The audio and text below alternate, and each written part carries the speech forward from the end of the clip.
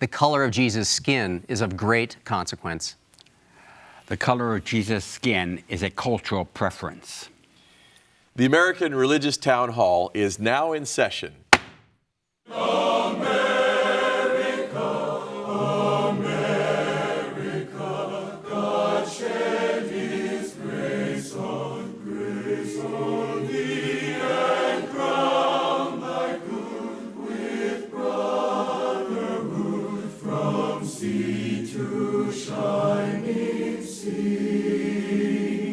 Welcome, friends, to the American Religious Town Hall meeting, where the discussion of religious, political, and social issues is meant to promote the cause of religious freedom and to help us better understand each other. And now, here's your host and moderator, Pastor Jerry Lutz. Welcome to the American Religious Town Hall COVID edition. I'm James Weingardner, sitting in for Pastor Lutz. And around me are only 4 instead of 6 panelists in order to provide for more social distancing. And now I'd like to have them introduce themselves to you, beginning with the gentleman on my right. My name is Bishop Michael Olson, and I am the Bishop of the Roman Catholic Diocese of Fort Worth, Texas. My name is Canon John Peterson. I am an Episcopal priest, and I'm canonically resident of the Diocese of Washington, D.C. Hi, I'm Carl TROVALL. I'm professor of ethics and history at Concordia University in Austin, Texas, which is affiliated with the Lutheran Church Missouri Synod. Hi, I'm Tony Matthews, and I'm the senior pastor at North Garland Baptist Fellowship in Garland, Texas. And we have another important topic, and we're really excited that each of you are here. It's a privilege to visit with you today. In June of 2020, activist Shaun King demanded that all statues that had a white Jesus be removed because they were symbols of white supremacy. He tweeted, "Yes, I think the statues of the white European they claim as Jesus should also come down. They are a form of white supremacy. Always have been. In the Bible, when the family of Jesus wanted to hide and blend in, guess where they went? Egypt, not Denmark. Tear them down." Many Christians criticized his stance, and comments, especially conservative Christians. Other Christians argued that representations of a white Jesus should be removed because it is historically inaccurate at best and inconsequential. When asked about the color of Jesus' skin, Martin Luther King Jr. famously said, "The color of Jesus' skin is of little or no consequence. The significance of Jesus lay not in his color, but in his unique God consciousness and his willingness to surrender his will to God's will." In light of these issues, we'd like to ask our panelists to respond to these questions. 1, what does the racialization of Jesus mean for those groups of people who believe in him? 2, why might the color of Jesus' skin be of no consequence or of great consequence? And 3, what is the significance of this issue for Christians, both classical and contemporary? Carl? Sure. I think that this color of Jesus' skin is of great significance. Otherwise, why would Europeans have changed the color of his skin from brown to white? It is of great significance in the sense that anyone who calls himself a Christian or is compelled by Christianity, particularly by Jesus Christ, is going to want to see that Christ connecting with their lives and helping them. And they want to make that Christ, if you will, we all want to make Jesus into a bit of ourselves, not in the sense that we want us to be Lord, although I suppose there's a great temptation for that as well. And but we want Christ to be our Savior and our Lord, but we want to see in Christ him meeting our needs. And I think it's a natural thing of us humans to draw images that reflect who we are. And I think that Europeans used a white Jesus not because they actually literally thought he was white, but because it connected very much with who they were in their culture. I mean, you even have Jesus walking around in European clothes, just as perhaps we dress Jesus up to match our own cultural preferences. And that's why I think it is of great consequence, because I think it would be perfectly okay for any church to have a black Jesus if it connects with that particular community and is meaningful to them. Or whatever type of Jesus a person wants to have that makes them connect and deepen their devotion, I think is legitimate. I do agree, though, with what also, I'm flipping, but I agree with Martin Luther King Jr., too, in that skin color really is of no consequence. I mean, Jesus is who Jesus is, not because of physical traits he embodied, but because who he was in his person, his Christological being, and giving and saving all of us. And so I'll leave it at that for now. Thank you. John? I think you responded very well to the counter cliffhanger. Yes, I suspect that for those of us living in America, that the image that many of us have of who this Jesus is, the photograph that we have in our homes, in many of our homes, is that of Warner E. Selman's painting of the head of Christ. This painting has actually have Jesus as a blonde hair, dark brown blonde hair, with good, nice blue eyes, with his hair cascading gently over his shoulders. The painting has itself been reproduced some 1 billion times, just not as a painting, but as cards that people use when they go out, and prayer cards circulated by different organizations, etc. So it has had a wide impact in relationship to what our image of this Jesus is in this last century. Now, obviously, there are no photographs of who this Jesus is. We do not know Jesus' skin color.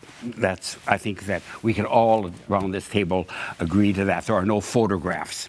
What we do know is that Jesus was born in Bethlehem, that he lived much of his teenage years and early part of his 20s and 30s in Nazareth, and he died in Jerusalem in a crucifixion.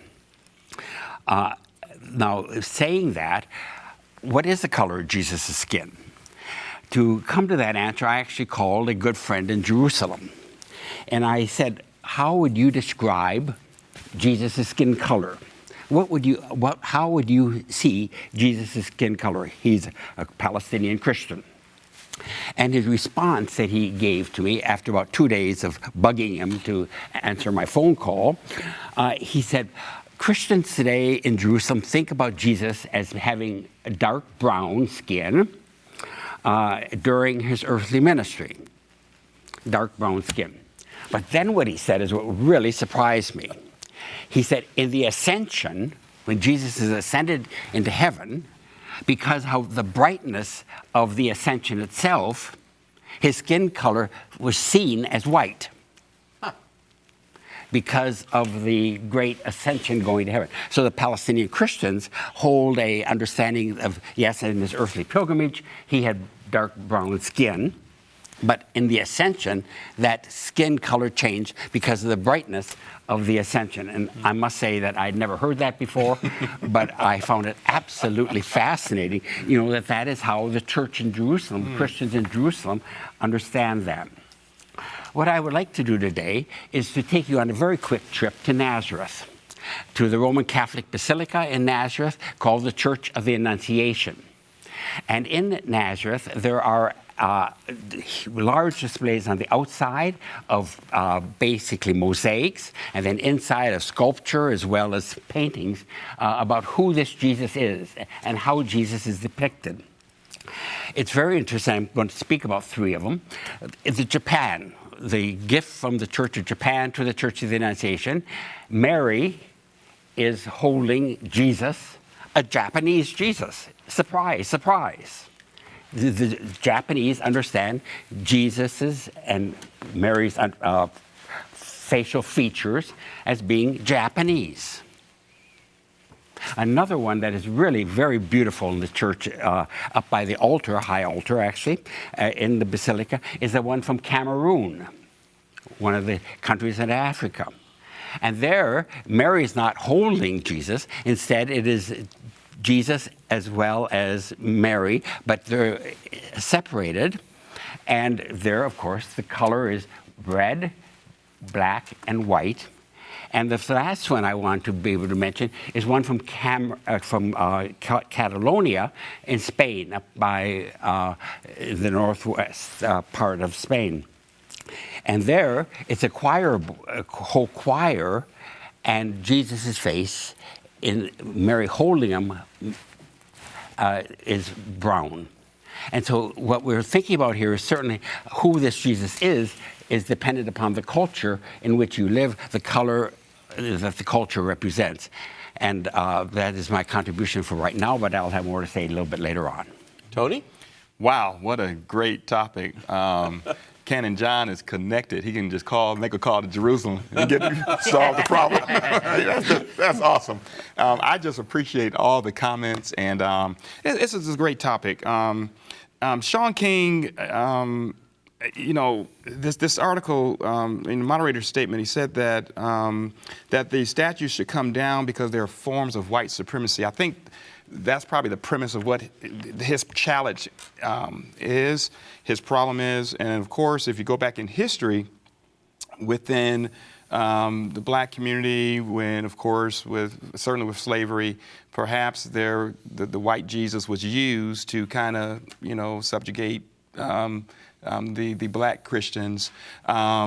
We do know, as Canon Peterson pointed out, that Jesus is Middle Eastern, was Middle Eastern, grew up in Nazareth, born in Bethlehem, probably had a tan, as someone said, because he was a son of a carpenter. So, but for me, the color of his skin, I'm with Dr. Martin Luther King Jr., is of really little or no consequence. If we were to remove all the symbols of the white Jesus, the photographs, that's an external exercise. Where I think the real key is that we need to get to the inside, the internal aspect of human beings.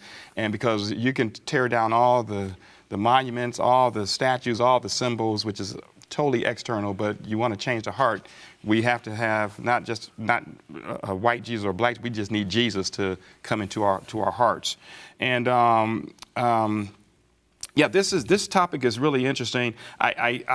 I do think we need to explore.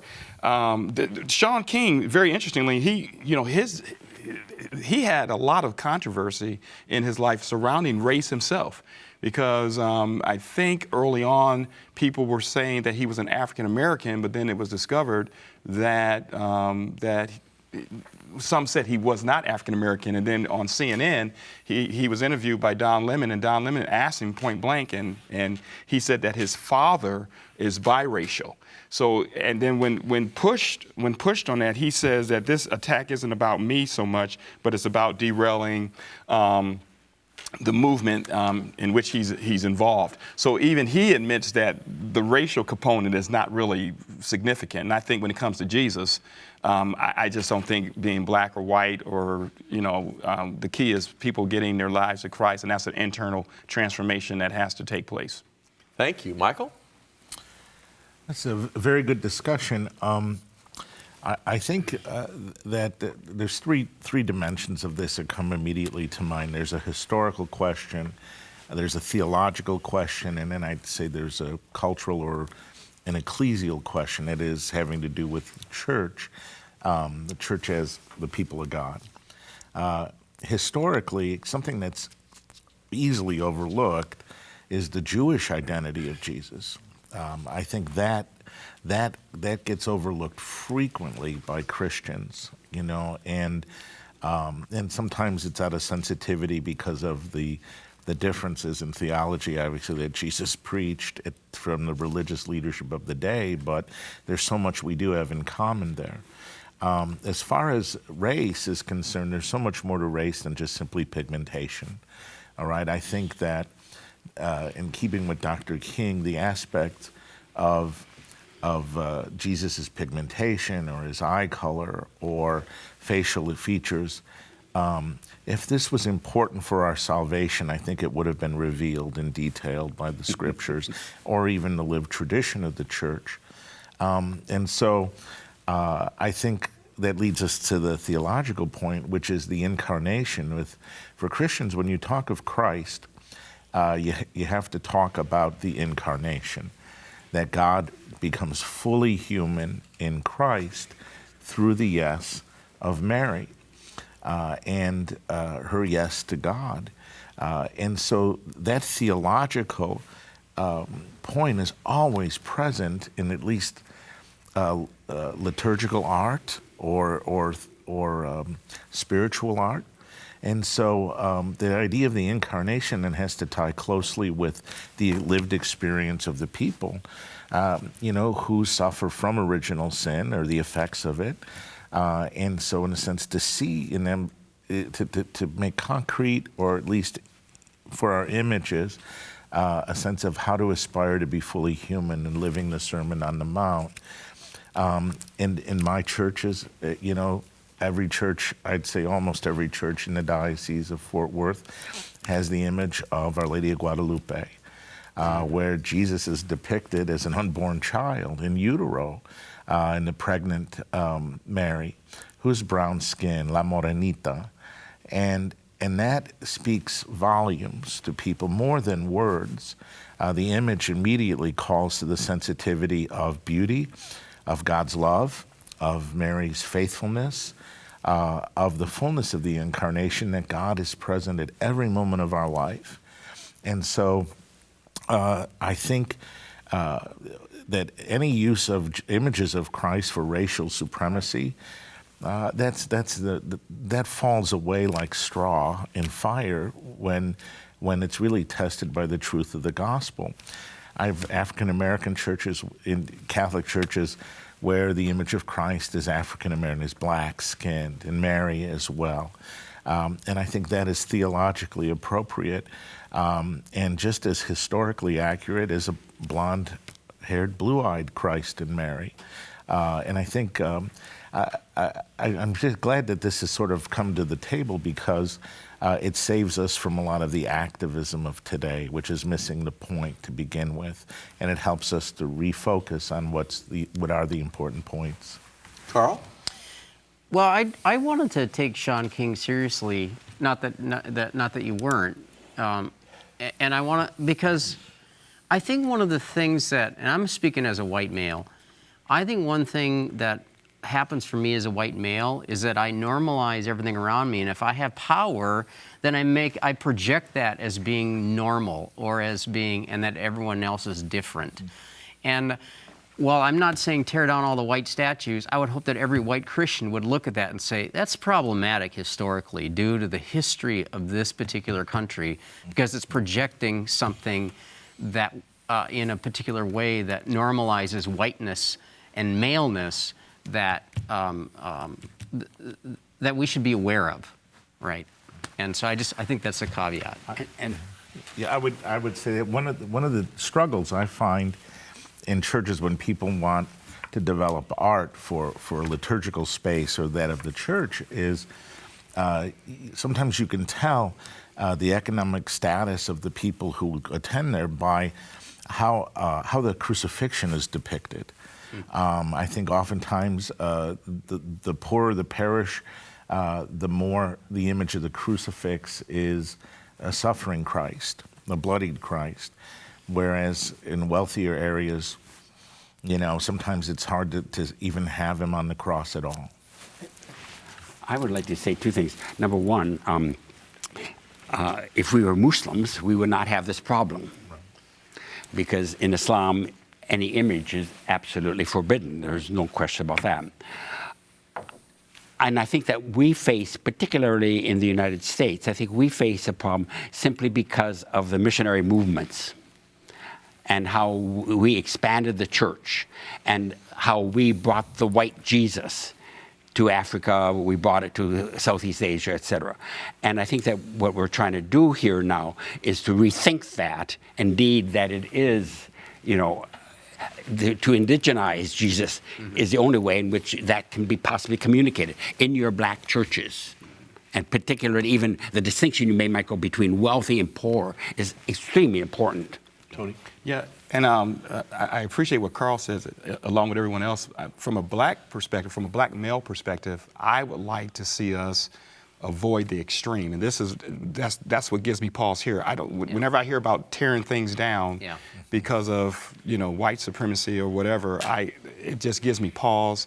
And what else are we going to tear down? And how far are we going to go? When is it going to ever stop? So I think it's an internal challenge. And one final thing, in Matthew 1, Jesus' genealogy traces back to Rahab with Canaanite and Ruth, Moabite.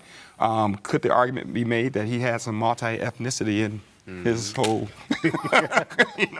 Yeah, a good argument indeed. Exactly. Very good. Let's hear a word from our sponsor. We hope you are enjoying today's program. If you would like to learn more about the American Religious Town Hall, please visit our website at americanreligious.org. That's americanreligious.org. There you can read about the mission and history of the program, learn about the Town Hall estates, and view past programs by clicking the appropriate menu buttons. Each week, Pastor Lutz looks forward to receiving your letters. You may write to him at the address shown on your screen. Send your letters to Pastor Jerry Lutz, American Religious Town Hall Meeting, P.O. Box 180118, Dallas, Texas 75218. That's Pastor Jerry Lutz, American Religious Town Hall Meeting, P.O. Box 180118, Dallas, Texas 75218. Thank you for writing, and thank you for watching. And now, back to you and today's closing statements. I know that Pastor Lutz will enjoy receiving your mail, and so please do write in, and we want to hear from you. Now we have our panelists giving them one opportunity to summarize, and we'll start with Michael. I've been thinking a lot about images of Christ in the last several months, and one of the things that comes to mind, I've been looking at images of the resurrected Christ, and I've always seen that what I've noticed in the last 4 months is that Christ keeps his wounds, even in the resurrected Jesus. They're present in the body. Now, they're not the bloody wounds of Good Friday, and they're not necessarily the same wounds that we would have, but they're glorified, and they really are wounds. And I think in many ways, those wounds live on in the church after the resurrection, that are really signs of God's victory over sin and death. And if we focused on those wounds, we could understand the mystery of salvation a little more clearly in the imagery and art, instead of just simply the wounds of sin without the promise of the resurrection and the healing of redemption. Carl? Yeah, I guess we all bleed red, don't we? Yeah. And I think what I wanted to say has been said and articulated also by the rest of you in many different ways. But I wanted to talk about Sean King for just a second. I think that why this was important to me is because Sean King made me aware of something I wasn't aware of. And I don't know if I agree with his conclusions. I'm pretty sure I don't. But he has an important point to be made for me as a white male Christian to listen to. And he's deep in my understanding of our historical context and my Christian faith. Tony? Yeah, I think this is an excellent topic. And for me, I think it's, I certainly would like to know, I think it's intriguing. What color was Jesus? Was he black, white, olive, dark brown? That's an intriguing question. And I think, we all are interested in that. We'll find out on the other side. I think on earth here, what's more important than his racial identity is what his mission was. And his mission was he became part of the human race to redeem the human race. And I think that's where our first and foremost focus should be. And then, of course, this topic here is something that we can certainly have a great conversation on like we've had here right now. John? Yes, but that focus can only be fully understood and integrated in the different cultures. Jesus was being depicted in the culture that we were in. In New Zealand, he was an original Maori. Jesus was a Maori. In Iran, Jesus was and is an Iranian. In Nigeria, Jesus is a black Nigerian. In the Amazon of Brazil, Jesus is an indigenous Indian. In Canada, with the First Peoples called the Inuit, Jesus is depicted as an Inuit. And so we all take our ways in which we're able to come to have a better understanding of this Jesus in the cultural setting in which we are living. Now, indeed, the problem that you've been talking about in relationship to Sean, for example, et cetera, is absolutely true. The white. And what we have done to try to make Jesus white, even outside of our white culture. But in the missionary movement that we have, that white Jesus might have been okay at the time of the missionary movement, but it is certainly not okay today. And today there is indeed a racialization, as you mentioned, in the moderator's report. And that, I think, is very important. For it is only then that we are able to truly understand the true nature of who God is, who this Jesus is. And in other words, the Inuit Jesus, the Maori Jesus, the Japanese Jesus expands my own understanding of the very nature of God. And that is a good thing. Thank you, John. And I was thinking about that very same thing. It must take a lot of courage as an artist to think that you can make a representation of Jesus. And each artist's interpretation of that is a reflection of who that artist is. Not sure I'm ready to do that myself. That would be a real challenge. But they all represent themselves, and as Carl said, they all want to put some of Jesus to be like them. The real call is for us to be like him. The charter of the American Religious Town Hall provides that Roman Catholics, Protestants, Jews, educators, and others may appear on this program and declare their beliefs without hesitancy. And the rest of the members of the panel will uphold and guarantee that American right to all who appear, irrespective of the race or creed, so that the rest of the world can see that here in America, we believe in civil and religious freedom, not only in theory, but in reality. And now, friends, until next week at the same time and over the very same channel, the American Religious Town Hall meeting stands adjourned. And may the God of all of us bless all of you.